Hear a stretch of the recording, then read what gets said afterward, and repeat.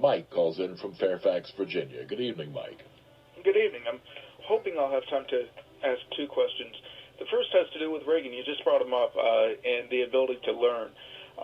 Even Reagan ended up raising taxes after he saw what his first tax cuts did to the deficit. Republicans these days have absolutely refused to do anything in terms of revenue enhancement to balance the budget, even holding unemployment benefits hostage to tax cuts, extensions of tax cuts for the very rich. Which leads me to my second question. Every time I turn on the TV these days, people are talking about shared sacrifice and how the union members are going to have to give up a little bit of what they've got. Well, what are the top 1 or 2%? What are Republicans asking the top 1 or 2% to give up? What is their shared sacrifice? Fair enough. And we will say on the line, we'll answer as much as we can in this half hour, and if we have to, we'll extend over. First of all, as regards revenue enhancement, I must confess that Mike certainly has a point here, Congressman. I will grant you that in a time of still recovering from a recession, it would really nip any recovery in the bud to raise taxes. Sooner or later, we're going to have to pay as we go. And quite frankly, I don't think that we are prepared for the kind of cuts that would be necessary not to, at some point, raise taxes. Well, I would point out that it was the Democratic Congress under President Reagan that controlled the purse strings and continued to spend.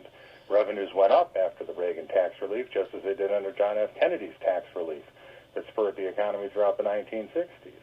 And I think President Reagan would look back and say that the raising of taxes certainly didn't stop the Congress from spending under the Democrats, and then you turn right back where you are again.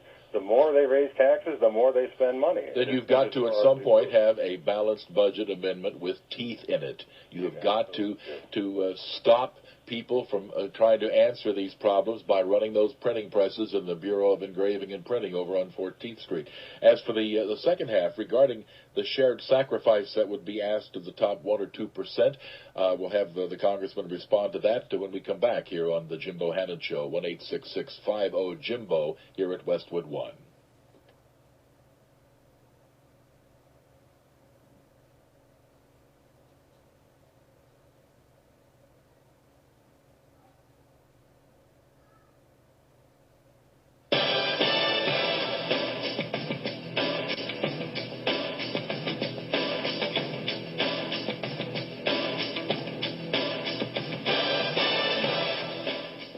Talking tonight with Congressman Thad McCotter of Michigan. He's the author of the book Seeds Freedom, and that is published by the Intercollegiate Studies Institute. And we're talking also with Mike in Fairfax, Virginia, who had asked a couple of things, the second being about shared sacrifice. And there's no question about, in fact, in our second hour tonight, we're going to be discussing the situation in Wisconsin right now.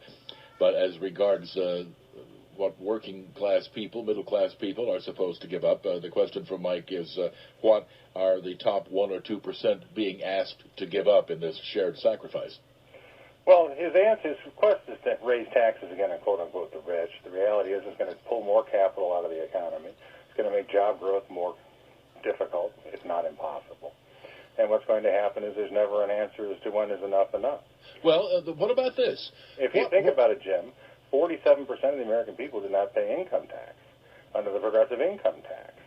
So somebody's paying a whole lot of taxes already, and they're actually using disproportionately fewer services than those who don't pay the tax. All right. Now, what about this? Let us say that we, in fact, increased taxes on the wealthy, but if they can show on their tax returns that they, in fact, have used that money to create jobs here in this country, then you give them a tax break. And if they haven't, then let them pay. I mean, I've heard the argument many, many times about how this will dry up the capital needed to stimulate the economy. And that's true as long as that's where the capital is going. So why don't we just let them prove it? And they can do that on their 1040 form very nicely. And if they are, in fact, using that money to create jobs, then cut those taxes right and left. And if they're not, then pay up. But why 1 or 2%? Why not 1 to 5? Why not 1 to 10? Whatever. I mean, it's an arbitrary figure. Obviously, at some point you have to draw a line. Of course, it's Of course it's arbitrary, and it's arbitrary in the sense that somehow they're being treated as if they've done something wrong. Well, by being entrepreneurial and successful, maybe grow the economy. Maybe they're being treated in this way, which is that when decisions are being made about how much money they have at that level, then you're making choices between whether or not it's the home in Aspen or the one on the French Riviera, and when people at a lower level are making such choices, it's between paying the rent and buying Granny's medication. The level of choices to be made are considerably different, and I don't care for playing games of class warfare either, but I certainly recognize the distinction. And again, if somebody is making a ton of money and they're not using that money to create jobs, then why not have them pay more? Well, because I don't think it's the proper role of government to determine what you do with the fruits of your labor. Oh, I disagree with that entirely. As to whether you're, well, then that's... I mean, I'll put it this way. We obviously don't want them to use the fruits of their labor to break the law, for example. We don't want them to use the fruits of their labor. I would hope we're not in favor of them using the fruits of their labor to transfer jobs out of the country. I would hope there are any number of things. I mean, I don't think the government should interfere with every single thing they do with their money, but certainly society as a whole has a vested interest in some things they do. And if they're creating jobs here, good for them. Otherwise, why not pay? Well, then everybody else will be next. And obviously you don't want anyone of any class engaging in any type of illegal activity. Yeah. And when the government starts to determine what's a good house in Aspen versus something else, then you're punishing people on an arbitrary basis as they've been successful, and you don't like the decisions they make. And eventually that type of government is going to be a government that is no longer representative of the people. Not at all. I mean, the two aren't the same thing at all. As long as you continue to have free, periodic, secret ballot, multi-party elections, you continue to have a representative government. I'm just simply saying that as long as you can show that, in fact, you have answered the main objection, which is that you're not drying up capital for helping our economy, then if you can do that, then get a tax break. Otherwise, I guess I'm just not sold as to the necessity of it. Well, a tax break is not a government giving you money. It's the government not taking it in the first place without the consent of the governed. And as we watch the progressive income tax, especially along the lines of the arguments that you're putting forth, you've already got 47% of the country not paying federal income tax. When the day comes that hits 51%, there are going to be a myriad of objections to letting people keep their money. Well, then fine. They can obviously make those changes in the next election. But the idea of the consent of the governed here, I mean, all these taxes come from the consent of the governed. We just don't happen to like maybe some of the people elected by folks in other districts and other states. But there are no taxes collected in this country without the consent of the governed. I mean, I do not question the validity of you and your 534 colleagues up there. I mean, you were elected. Some of you, I think, are idiots, and you would not be one of them. I'm pretty much with you on most issues of the day. But I don't say that people who disagree with me don't have a legitimate voice up there. Well, I haven't said that either. My point is you're going to have over half the country believing the tax increases are a boon because they don't pay them as soon. I hope that we have over half the country realizing that we are going to have to both slash services to the bone and entitlements to the bone and ultimately raise taxes. I don't think most people have even a remote idea of how deep in the red we are. I mean, if we, in fact, right now cut enough government expenditure to meet current levels of taxation, people wouldn't even believe what was left. Virtually nothing would be left. We aren't paying for much at all. Well, the history shows that when Reagan raised them in 86, Bush was raising them in 90, 91, and then Clinton raised them again.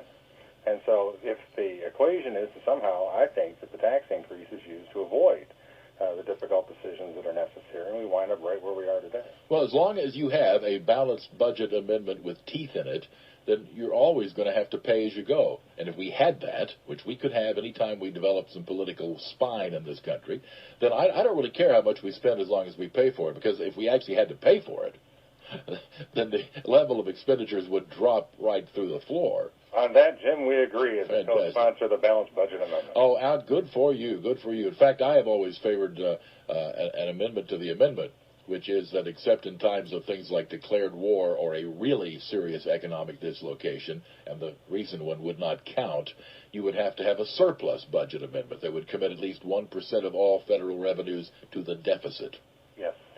All right, very good. More to come. 1-866-50-JIMBO, 1-866-505-4626. Our guest is Congressman Thad McCotter of Michigan. The book Seize Freedom, and it is a remarkable look at just who we are and how that should be our basis for proceeding in this world, a troubled world this 21st century so far. We'll be back.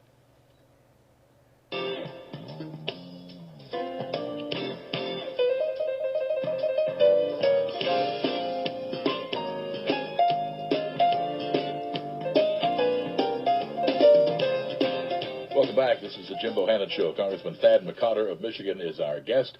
We're at 1-866-50-JIMBO, 1-866-505-4626. Online, you'll find us at jimbotalk.net. And we have calls from folks such as Andy in Auburn, New York, who joins us this evening. Good evening, Andy. Hi, how you doing? We're well, thank you. Well, I guess my question is a bit of a reiteration of the last question. Maybe because I don't feel he answered it, or I can't fathom his answer. The richest, the supremely rich 1% of this country that own, I guess 90% of the wealth and 50% of the income. What should they sacrifice?